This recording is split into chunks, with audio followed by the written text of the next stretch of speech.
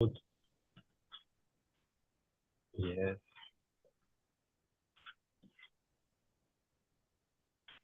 Start recording.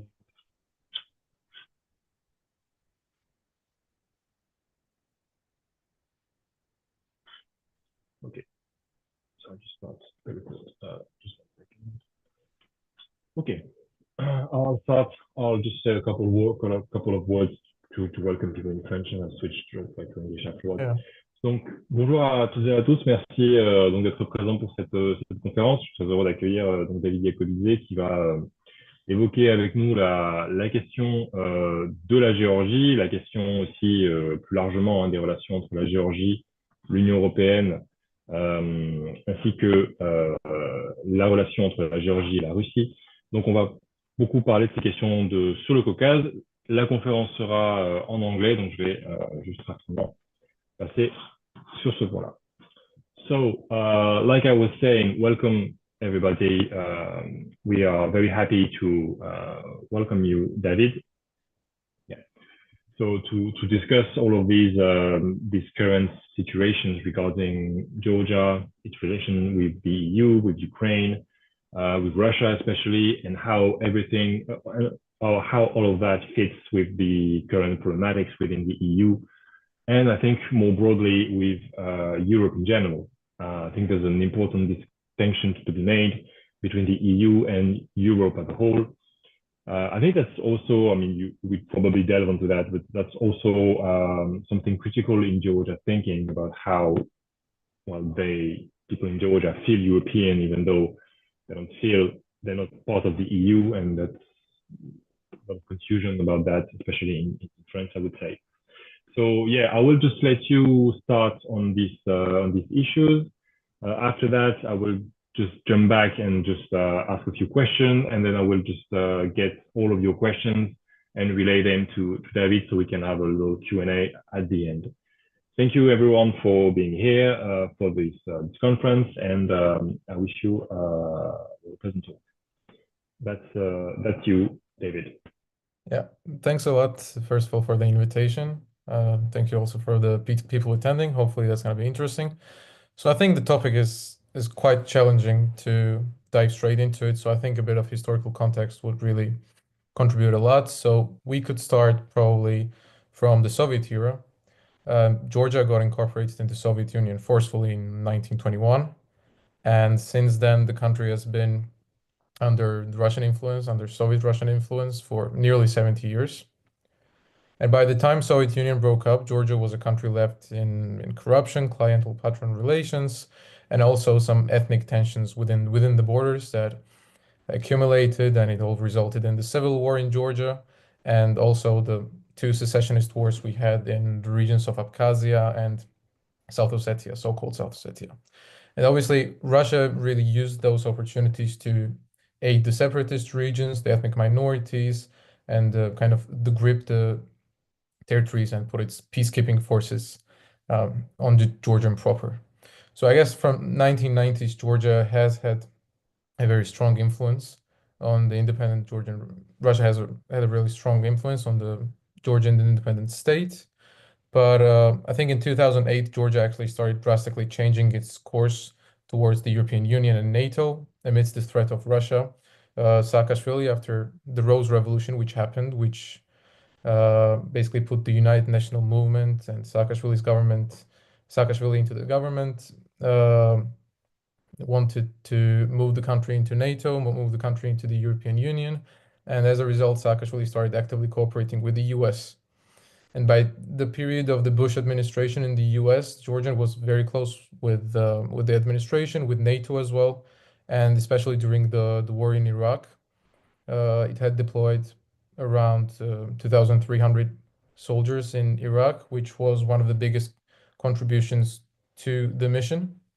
And by this, Georgia was actively trying to become part of NATO and receive a membership action plan to join the organization. But in the Bucharest summit in April of 2008, when the US was backing Georgia to become part of NATO, the France and Germany basically were a bit skeptic on the issue because of Russia, because of how Russia might react, and obviously Georgia did not succeed in becoming part of NATO.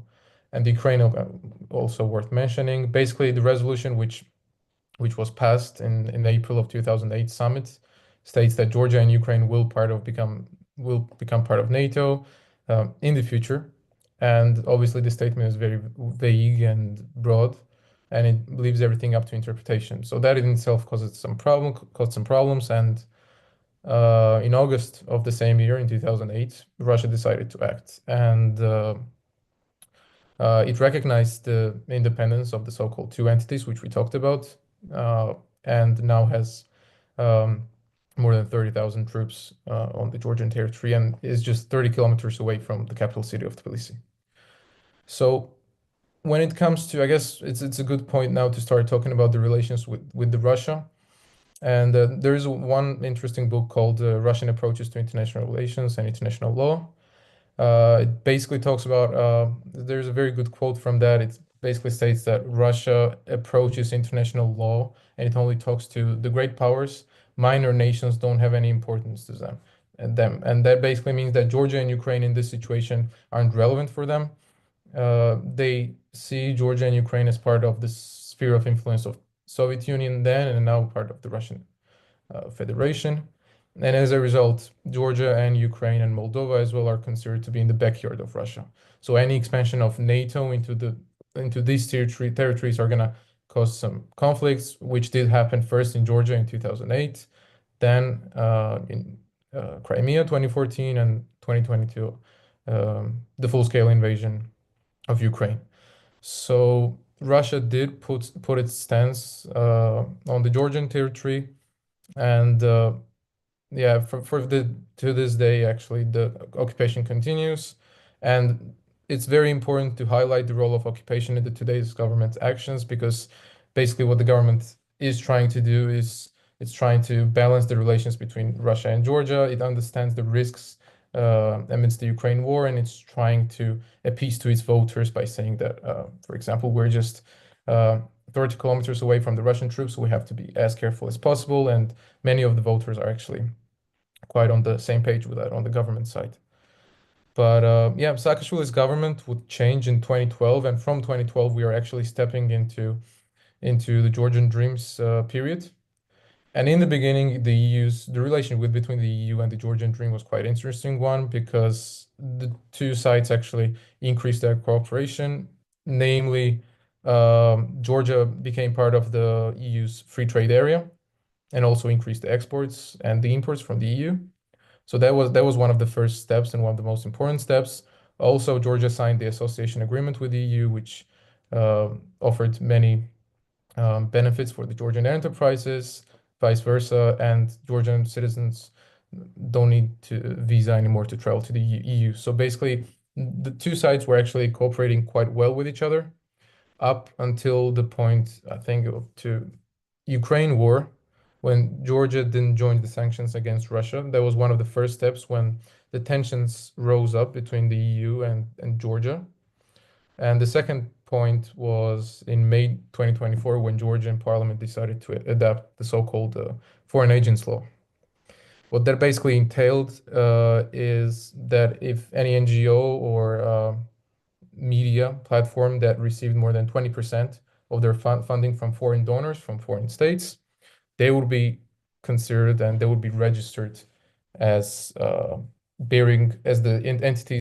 So that law as well was quite prominent in Russia, and it kind of copied the Russian law as well. And for that reason, some people within the EU and also in Georgia started arguing whether or not Georgia was backsliding democratically.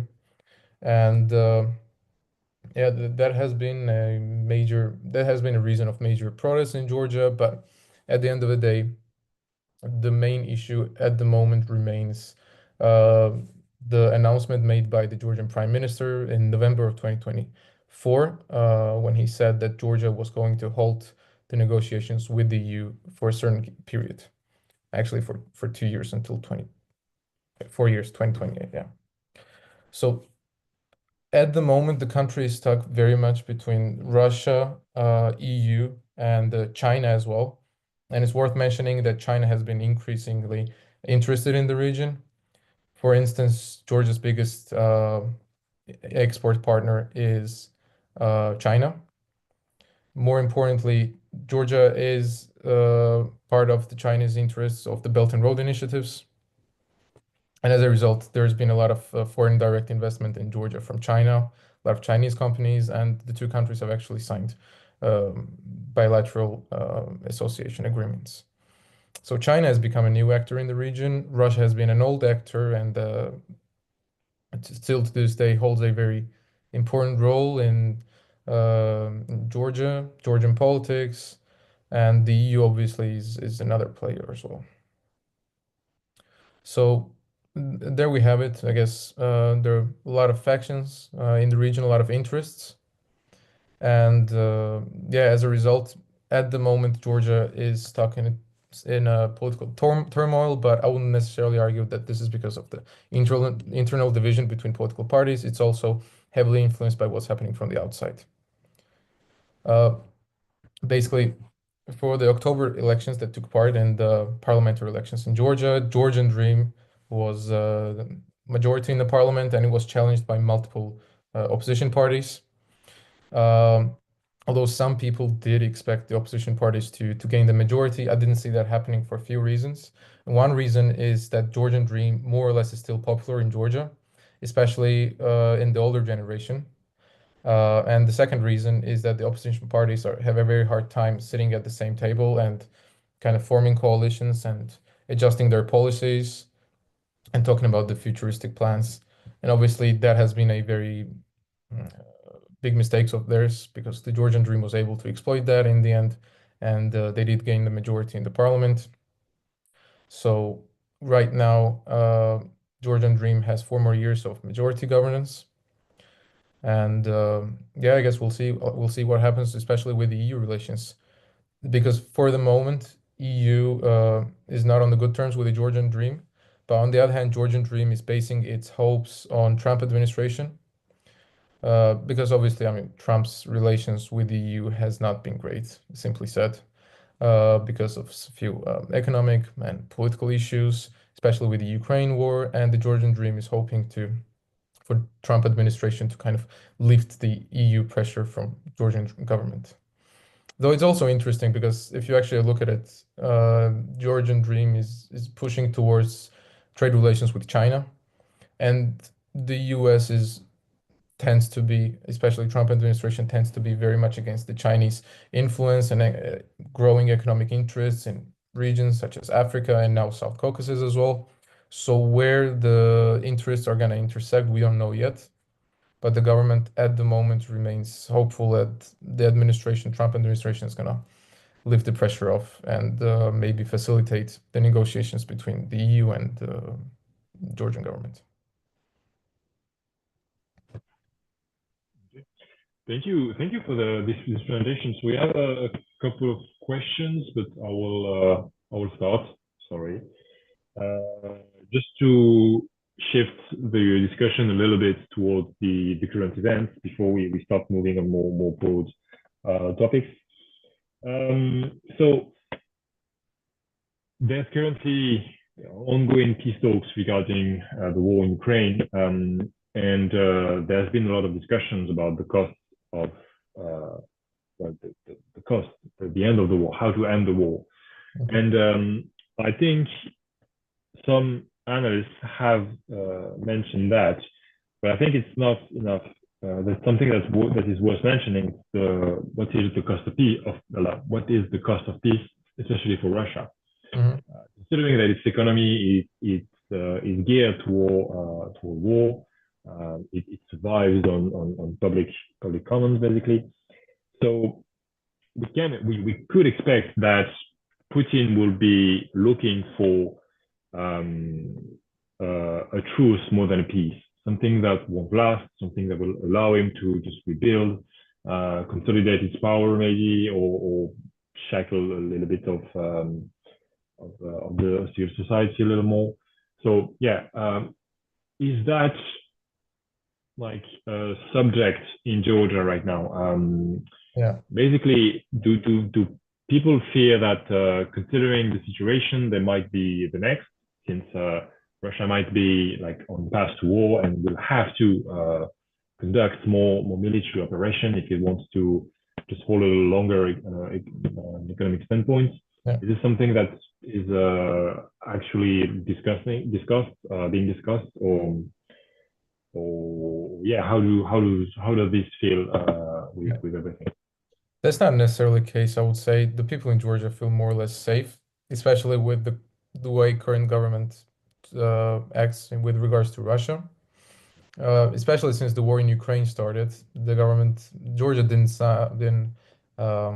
kind of add any tensions with Russia with regards to putting some sanctions on Russian products or not importing and exporting the products through borders. More importantly, Georgia hosts a lot of Russian nationals at the moment who have left the war from Russia, and as a consequence, the Georgian economy has become too dependent on Russia, and some people are making money out of it, and they also feel that, and from rational perspective at least, Russia doesn't necessarily need to invade Georgia to adjust to maintain its goals and to expand its empires more or less than to expand its sphere of influence because Georgia at the moment has become very tied and close to Russia without a single shot fired, especially economic wise. If you take a look at it economic wise, uh, the wine production, for example, one of Georgia's main prowess is fully linked to Russia. So the farm business, basically the wine and also real estate business in Georgia heavily relies on Russian clients. Okay. So as a result, I don't see Russia acting decisively, so to say, and invading Georgia. And also, I don't think they necessarily need another headache after Ukraine. Yeah. Yeah, because basically the war already happened. That was in 28, and now they have the possession. Just to clarify something, so you won't think there's a chance that Russia will ever have to push more in Georgia, considering that its strategy that usually is, well, just to the argument that it needs to protect Russian nationals, I Hmm. think, and minorities. This only applies to the to Abkhazia and North Ossetia. No, I don't think Russia's gonna push anymore. And at the moment, for instance, the EU aspirations are at hold for Georgia, and the EU aspirations and NATO aspirations, especially, are a very big threat for Russia. So I don't think that truly depends on Georgia making any significant action. I think it depends on NATO. If NATO goes more aggressive on Russia and tries to, I don't know, continue the negotiations with Georgia and Georgian government to joining the NATO, I think Russia is definitely going to react. That's what Lavrov and Putin have been saying for forever, basically. And yeah, I don't see that happening while Georgia's NATO aspirations are stopped. And I think even if we take the 2008 Russia-Georgian War, Russia didn't necessarily mean to fully annex Georgia. It just sent out a message by invading Georgia that NATO would not be able to expand in South Caucasus. It was simple as that. Yeah, so goals were It achieved was back more of a then. threatening Yeah, action rather than, yeah. yeah. Well, there's been a lot of talks when the active phase in the Ukraine war started that basically Putin was thought that it would have a lot of leeway because of lack of organized answer. Well, actually, lack of answer at all from European powers when Georgia was invaded. And that led me one last question to me for now, actually. Um, so the EU is not without, well, its own shortcomings. Yeah. So especially if you look at, well, regarding the sanctions, you said that Georgia, the way Georgia has not been, well, following the trend of sanctions, has just put a strain in the relations between the EU and Georgian Dream. Um, Turkey has an ambiguous relations with the EU and with Russia too. Yet the EU is not really leaning on it in the same way. The EU has been a harsh critic of Azerbaijan, but now it needs oil, basically, and to put it simply. So there's been the EU is not just like any international actor without flaws and without shortcomings. Are those how are those perceived in Georgia? I mean, I guess that um, the majority of people, at least those who want to Georgia to join the EU, still see it as benefits. But is it discussed at all? I mean, is there like a will to integrate the EU and well, knowing that this shortcoming might affect the country, or is it Right. something like it's way too forward? Not necessarily. Okay, I would say that I think the migration crisis that the EU had was one that was quite alarming. But there was some discussion in the Georgian politics about that regard as well, because obviously that has caused a lot of problems for the EU and for the money wise and just generally. And that was the topic that was discussed. But other than that, Georgians are very understandable of the benefits the EU brings, and around more than 80% actually of the population wants to join EU. So that in itself says something, I guess. Yeah, that's very clear. So I will just start forwarding a question. I'm done with mine. There's one. So sorry, I won't be doing them in order, but all of the questions will be answered. I promise. Starting with one, I think that's a right fit for now. Um, so you said that China has become is becoming a more active player in the area.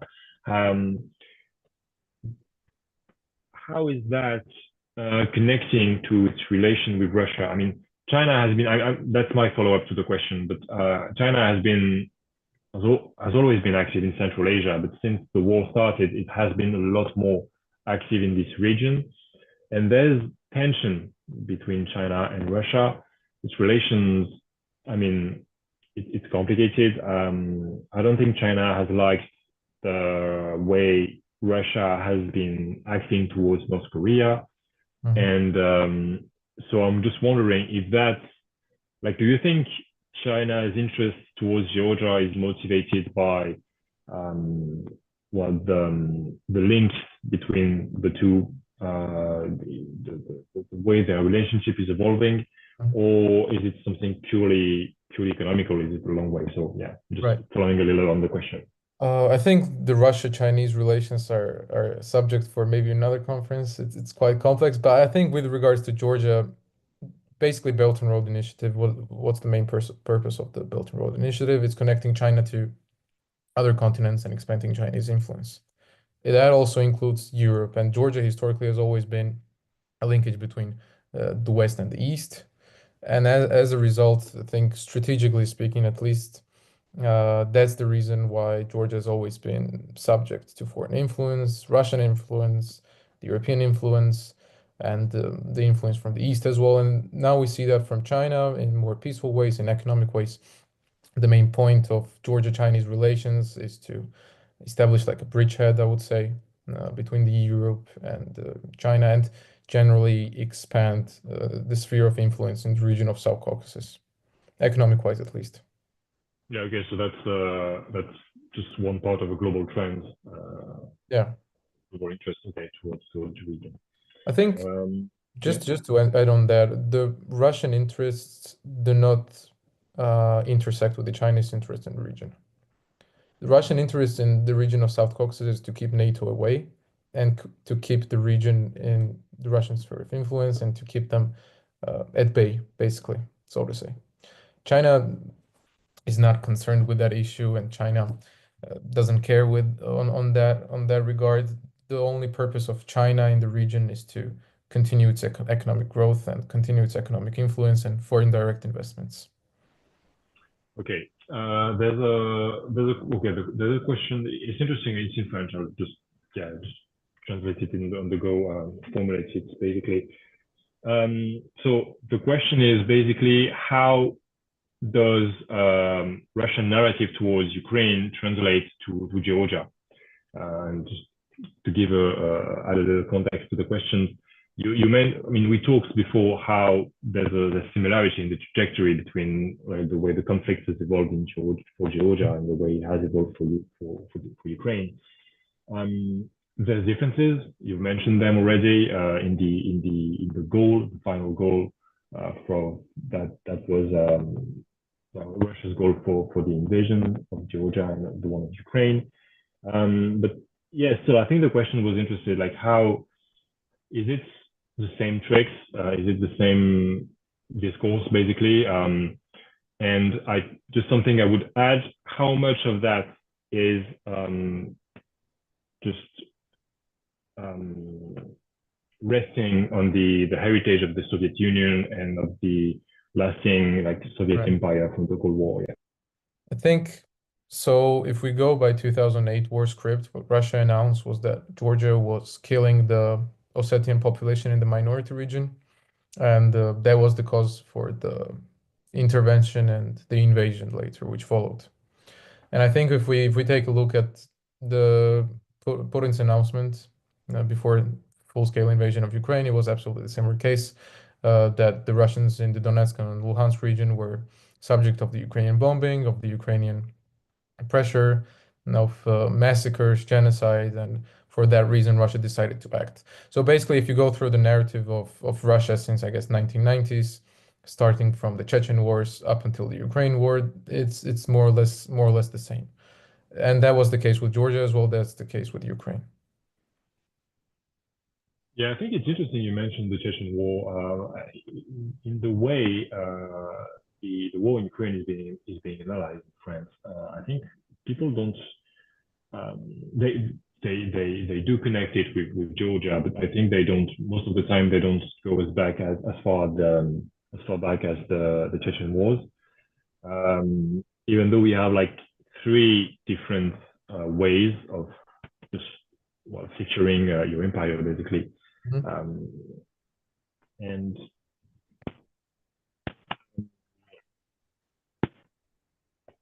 there's just something I'm thinking. I know you mentioned Lavrov, and it's funny. He says like how there's like a sovereign right for. I don't have the exact quote in my mind, but basically Ukraine is sovereign to join the EU, but not NATO.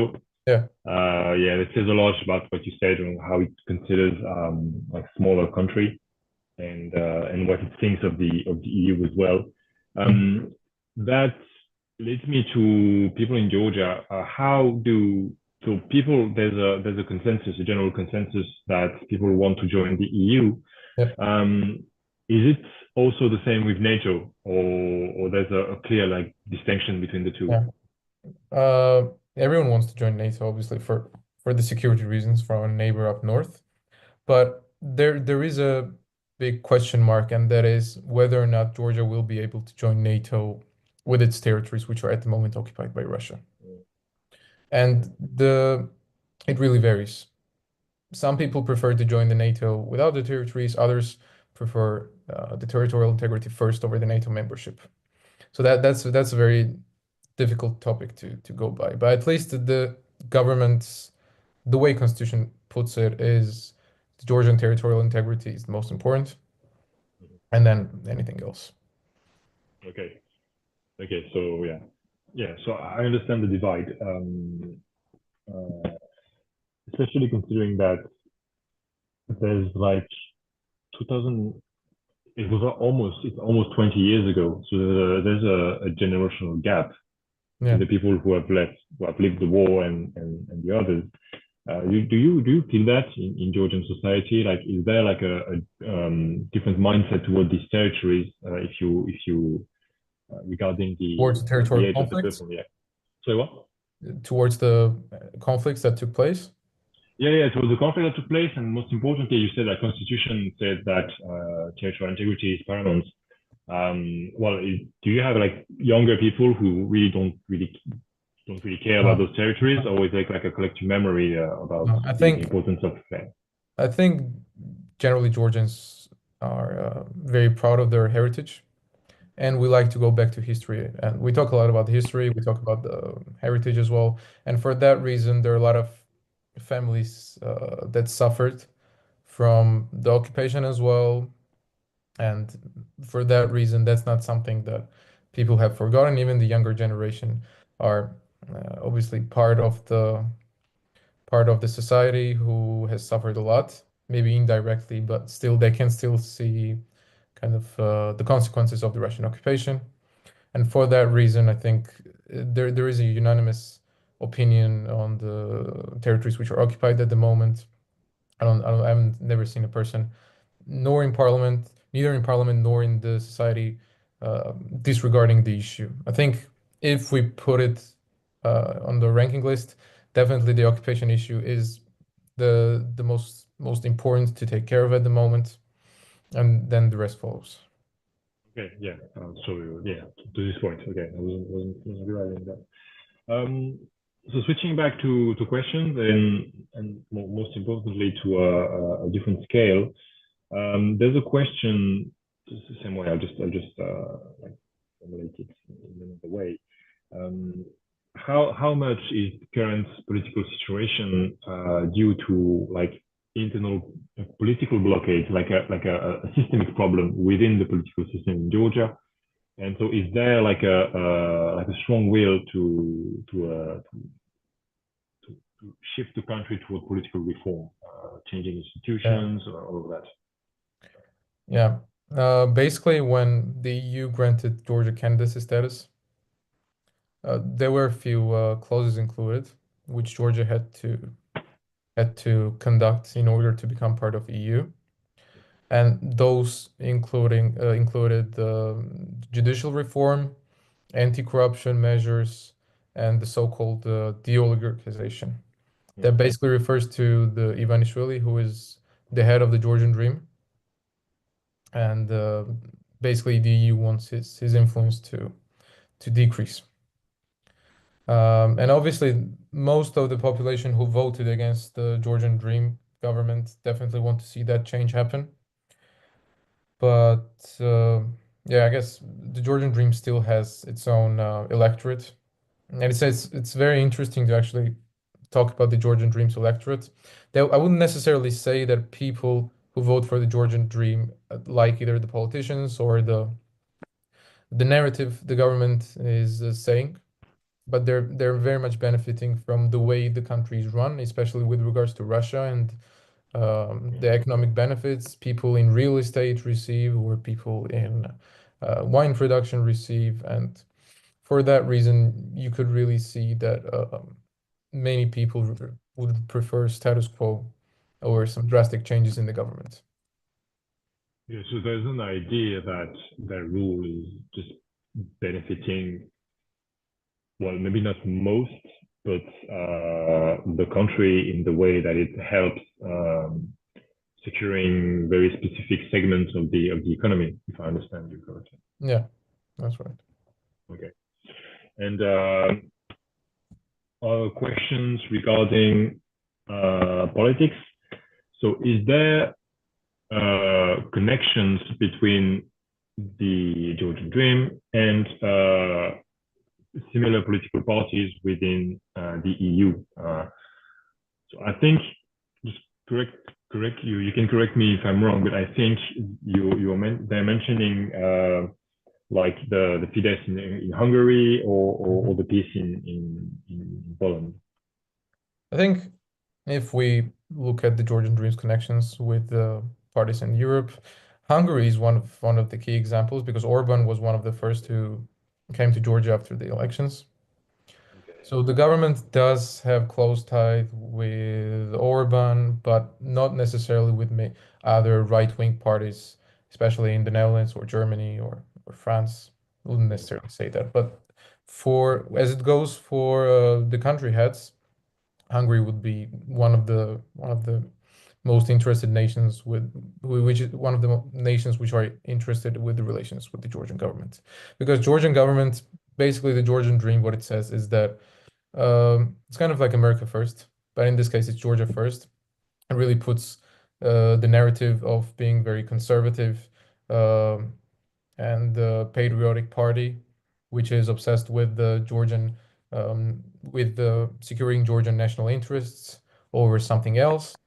And for that reason, they see Hungary, for example, having the exact same cause, the exact same doing the exact same actions, and being conservative as well. The whole emphasis on Georgian dream is being very conservative, uh, Christian values, embracing history, and that really aligns with many people, especially of the older generation in the country, who see that as something supportable, so to say.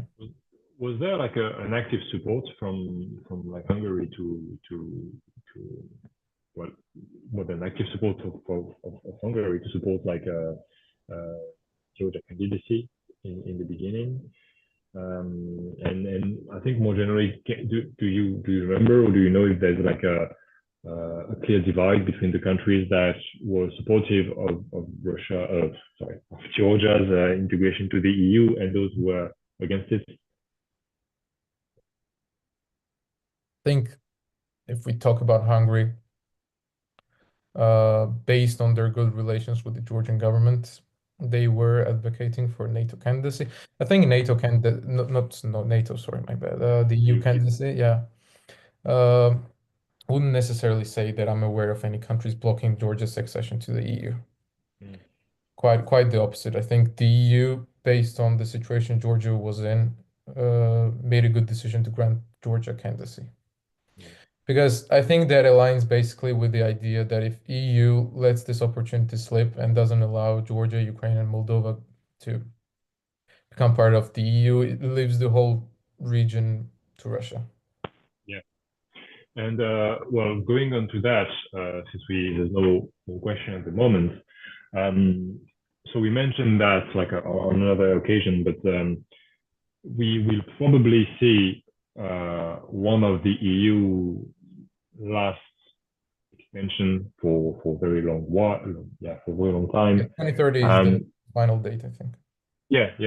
So what do you think? Do you think that if Georgia misses like the 2028, well, resume for the talks and miss that deadline, it will be over for it, or that, like you said, it's either they're integrated or they're left behind. So would you say that the EU will just do what it needs to integrate it?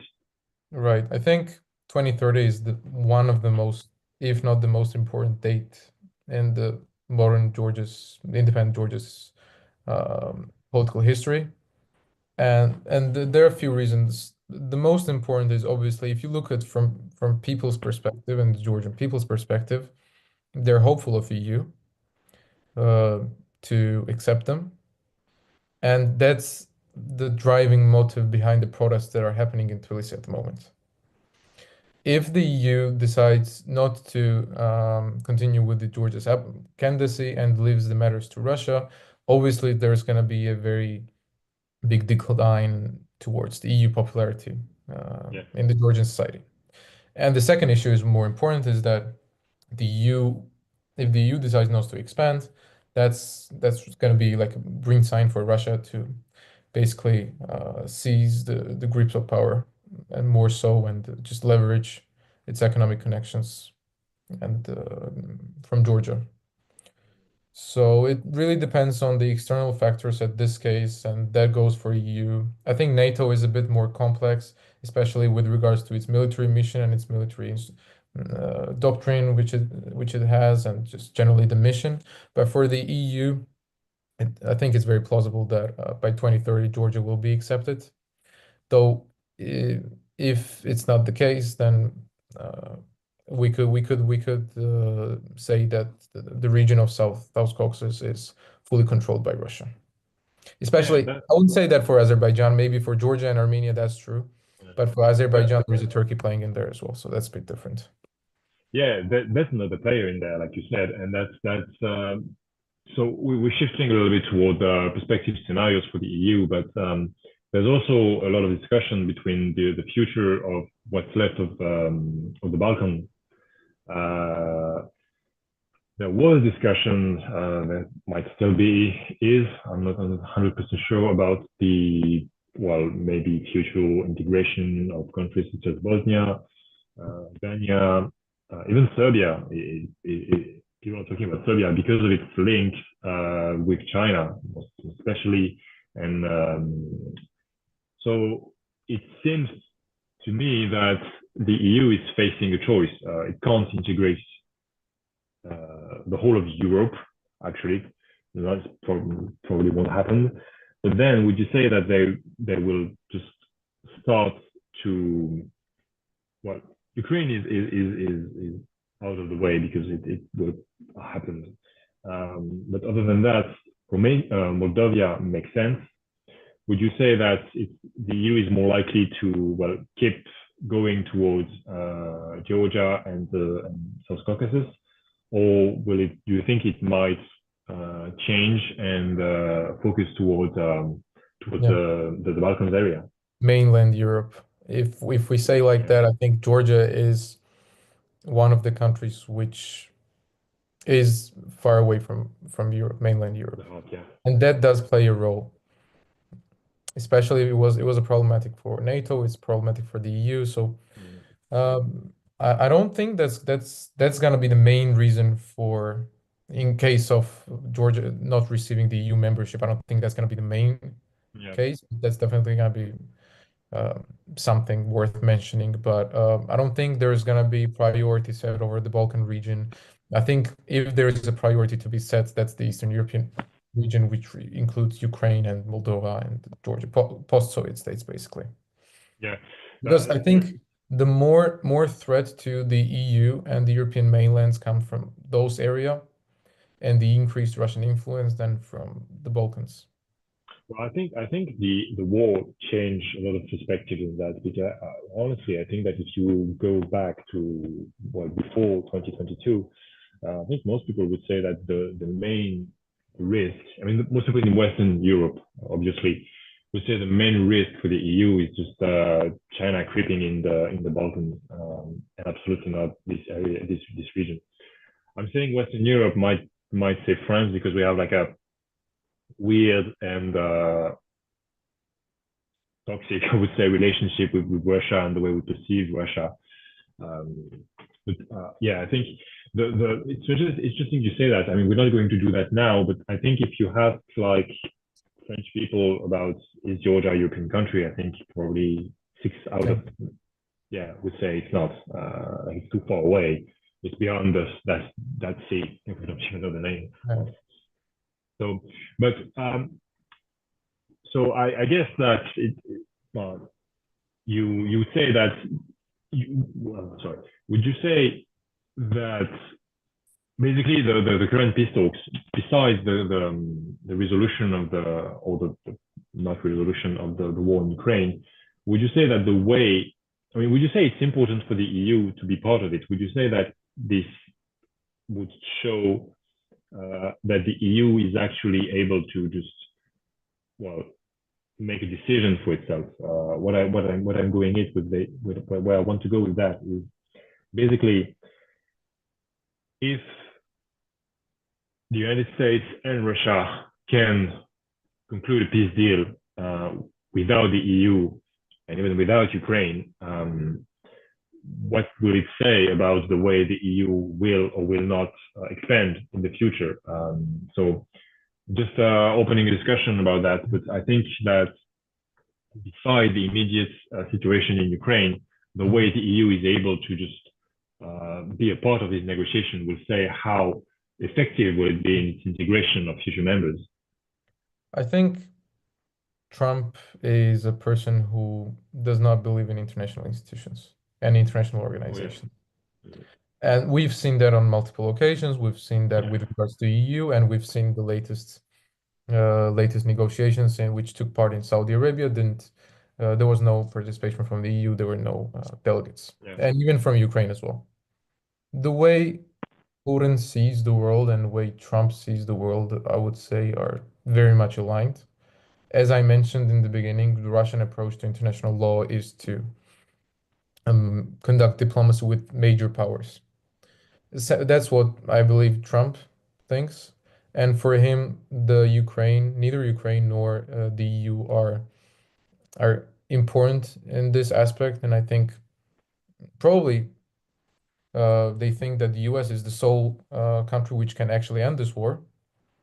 So for EU, that's basically that means that it has lost the partnership with the US. I wouldn't say totally lost it, but the role has decreased significantly and the relations have worsened.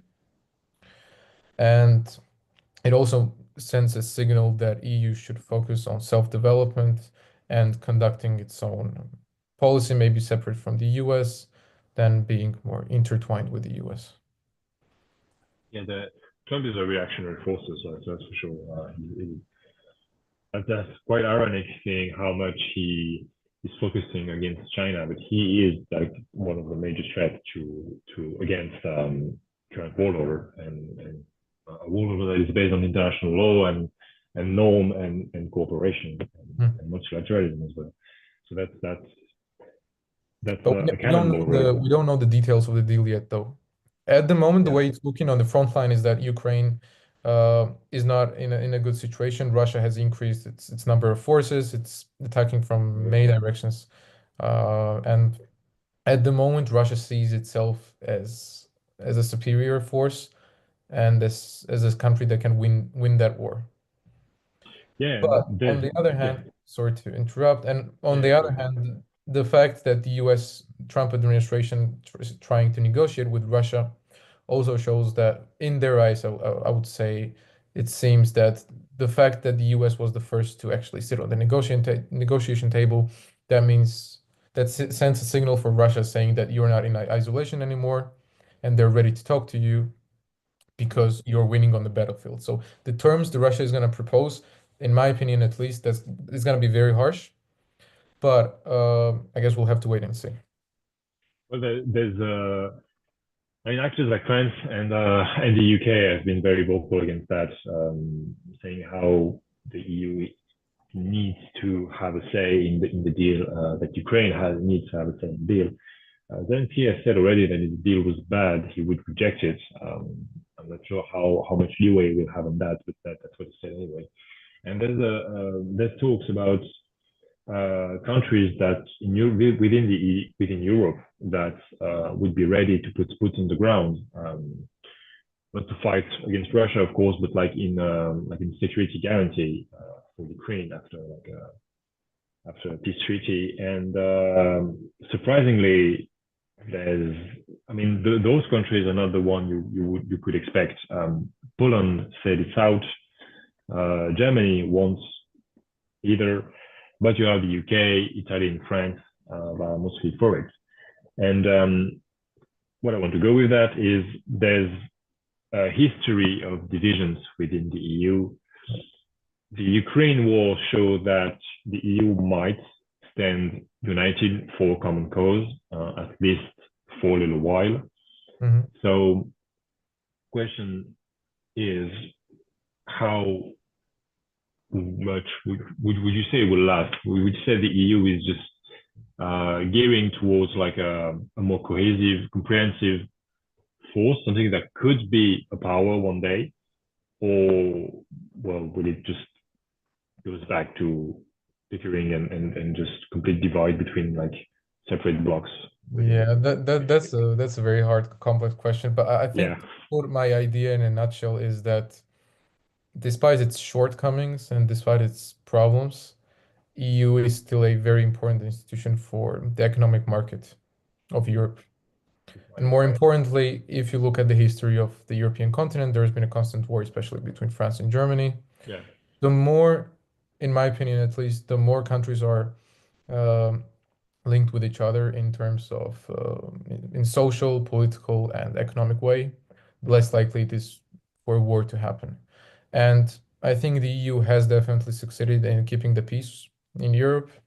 And although it has caused some crises along the way, some very important ones, it still is very beneficially organization for the European citizens. Yeah, yeah, of course. So I expect the European Union to adjust to the Trump administration's actions. It's just, I think, because it's been just the beginning of his term, the EU has been a bit unready to handle the Trump administration and to generally negotiate with him. But I think after some point, the EU is definitely gonna shift its focus more towards developing a separate and sovereign foreign policy, which could be a bit different from the US. Yeah, and that will apply. That will have to imply an actual capacity for the defense as well. And circling back to that map to those countries ready to put boots on the ground. It's interesting if you take. I mean, the UK is going with global Britain. You have France, and it has a condition of sovereignty. You have Italy, you have Sweden as well, and all of those countries have their own, have actual capabilities for defense. They have their own defense industry. They have an actual military. Finland is against, but it's bordering Russia, so you can't just hold that against them. Poland is against, but then again, Poland is still very much dependent on imports from foreign countries. And so I think that you're totally right about the way the EU needs to develop its own foreign policy, but then it will have to develop its own defense capabilities. And where I want to go with that is basically, so we were saying that Georgia is very far away. It doesn't count for, it's not like what will decide if it's going into the EU or not. But do you think that if the EU is just going forward with its announcements of just rearming itself and being able to defend its own borders, would you say that would probably play against Georgia, right? Considering its location and yeah, considering its location actually, and like you said, mainland EU would be easier to defend. So yeah, would you say that would be that would play a role into that, or maybe it's too far ahead? Uh, I don't necessarily, with NATO's existence and the funding NATO has and the resources NATO has, and that includes most of the EU countries as well. I don't see EU developing a specific defense plan per se. But if that was to happen, I wouldn't. I don't know. Honestly, Georgia is a region. It's far away from the mainland Europe, and as you said, yeah, it's very hard to defend, considering that the country is split in two with the Russian occupation zone. So yeah, perhaps it's Well, hard to say, I guess. to clarify, I mean, of course, I think like the EU will never, like decouple entirely from NATO. But there's been a lot of efforts put into like gearing towards like more defense capability, like an actual capacity for defense. Of course, within NATO, but the very problem right now, one of the main problem with the relationship between Trump and the EU is that Trump is playing on like the narrative that the EU is just leeching of the US with defense. It's not entirely true. It's not entirely wrong either. So in any case, the EU needs to develop its own defense capabilities. But the thing is that it's very complicated knowing that how much, like on an internal level, people are criticizing the EU, especially in the West, because it's not democratic, because they say it's not a democratic institution. On the other hand, you can hardly say that there will be like a push in favor of any form of European Union defense that would have this title. It will have to be each country and I think bilateral or unilateral organization. So yeah, but I get what you mean against. I mean, and if we look at it, what effect it may have on Georgia. Yeah. Hard to say. I think, as Lavrov said, they don't mind Ukraine joining the EU. They mind them joining NATO, and they mind Ukraine joining NATO because NATO is a defensive organization It was. and it has military Yeah. capacities. So if EU transforms into the role of NATO, in that case, that's gonna cause more problems for the Ukraine and Georgia's membership. So that So, can play like a counter argument against the yeah. member. That's still far-fetched though, because I don't think like the EU will be ready to have anything that would make Russia change its mind like in the next decade or so, I guess. No, and I don't think that the policy happening before 2030. Yeah, I that's honestly, another it point. really depends. It really depends on the terms, if the terms are reached and what kind of terms are reached with regards to the Ukraine conflict and the way it's going to end. I think the end of Ukraine war and the way it is ended is going to shape the politics of Europe and I think the whole world for a long time. Yeah, but So I we think I have to. think we sorry, I think we can agree on the fact that um, the pace of South Caucasus will be probably the EU's next big challenge Mhm. if you consider, I mean, after the end of Ukraine, of the war in Ukraine, and yeah, there's something, yeah, probably time for like one last question. How much? I mean, we're shifting on to a whole different subject here, but uh, there's a fear in the Baltic countries that they will be next, and there are analysts in France that would say that after Ukraine, Russia will gear towards Estonia probably, Mhm. or Latvia maybe, because they have like the same thing, oppressed Mhm. Russian minorities and all that. How would you say this is likely to happen?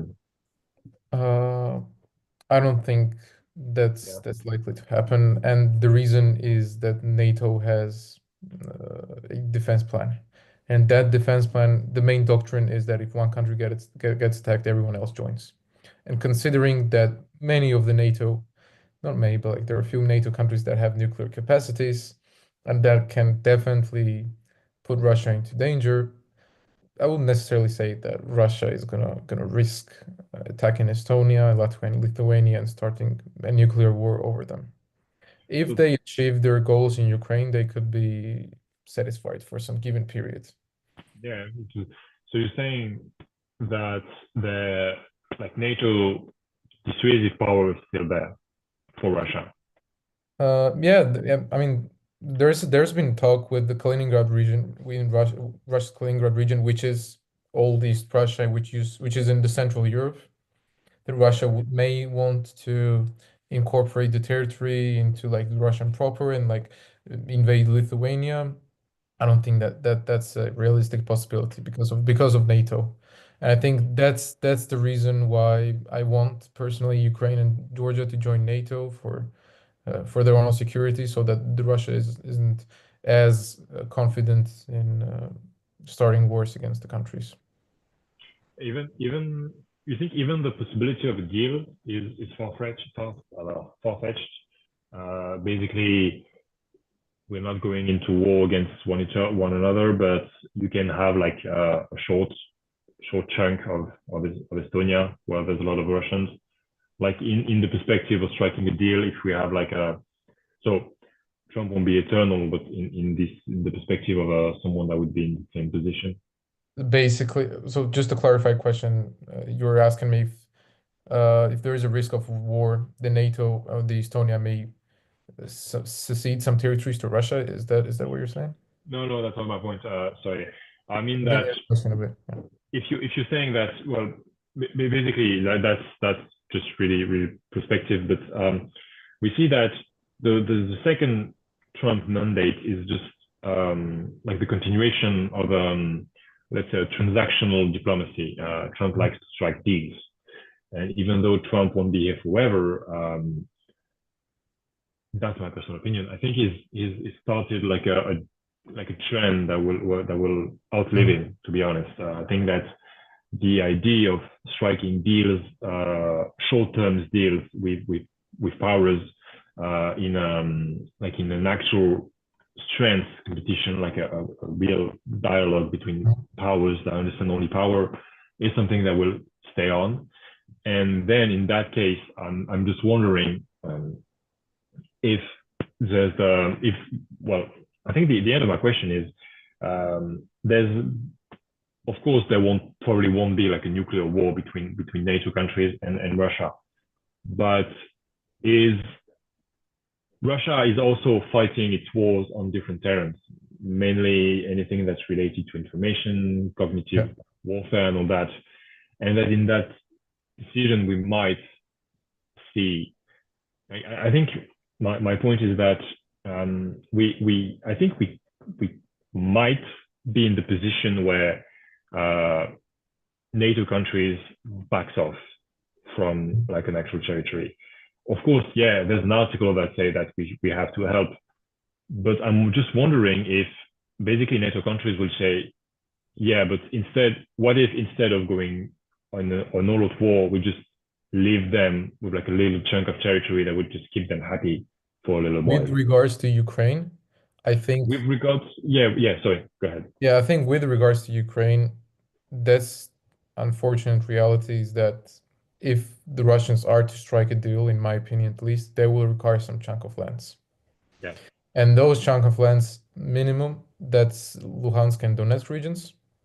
But also, if you take a look at Kherson region and Zaporozhye region, which have been incorporated into Russian Federation, not legally, but still in the constitution, it says that Russia has the right to defend its territories, and now those territories are part of Russia, at least in their own eyes. They're not gonna let it go unless Ukraine forces them militarily. But the way we see the war going at the moment, I don't see that happening, and probably Ukraine will have to secede some territories to Russia. The terms can be even more harsher, and Ukraine may cede more territories and maybe have some kind of like a army limit. Just basically what happened with the Germany at the Treaty of Versailles. There was a quota of the number of people they could recruit for the army. Same goes for Ukraine. That could be possibly the case. I think the task the Trump administration have is keep Ukraine an independent country, a sovereign country, possibly incorporate them within the EU, and also try to keep as much Ukrainian territory in control of Ukraine as possible. Okay. And then I think we can stop on that. I'm not that much knowledgeable about Ukraine, so in that case, if Ukraine has to cede a part of its territory, would you say there will be, like, considering that Georgia has been through the same thing, would you say that there will be would Ukraine learn to deal with this situation, or do you think that it will, well, like the idea of just getting those territories back in a way or the other will just stay like one of them Ukraine's major political focus for the Depends, really depends. The case with Georgia is our Georgian territories got occupied by Russia, but we didn't sign a paper that states that we recognize those territories as being independent nations. If, as part of the Ukraine peace deal, Ukraine is forced to sign and acknowledge internationally that some territories now have become part of Russia, that's a different case. Obviously, in that case, under international law, they won't be able to fight that. Yeah. But if it has come to happen that those territories are incorporated into Russia, just like Crimea is not acknowledged as part of Russia in the eyes of Ukraine and most of the Western world. Same will happen. So it really depends on the peace negotiations and what the terms are going to be. Okay. Well, then we'll have to just wait and see how these negotiations go. Yeah. So there's no more questions. No. Thank you. I think thanks. And before concluding, is that just wanted to notice that one meeting in Saudi Arabia is not necessarily the sign that it's gonna end quickly. I hope everything is resolved quickly and the peace is finally is going to happen. Though at the moment, I think there are a lot of complexities, that a lot of players and state actors, and for that reason, I expect negotiations to last for quite a while. So we'll see how long it takes, but it's definitely not something that something that's going to get resolved quickly. Yeah, I mean, honestly, I mean, I'm just giving my thoughts here. I still think that I'm not sure that the war will end in 2025. Mhm. Maybe I'm just going like a little too much here, but honestly, I just think it will just keep on going at least until like the end of like almost the end of the year, like Yeah, last semester. Anyway, thank you very much for being here with us. Thank you for the discussion. thank you. Thank you for your questions. And if I don't think, yeah, I think if you have anything to add, No, just thank you to you and your listeners. well, thank you very much, and to wish a good evening to everybody. Thank you. Thank you.